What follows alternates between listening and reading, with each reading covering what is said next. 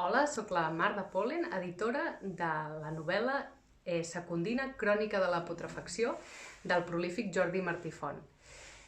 Estem immersos en el mecenatge d'aquesta novel·la, una novel·la de terror i una novel·la política. Una novel·la on realitat i ficció queden ben desdibuixades.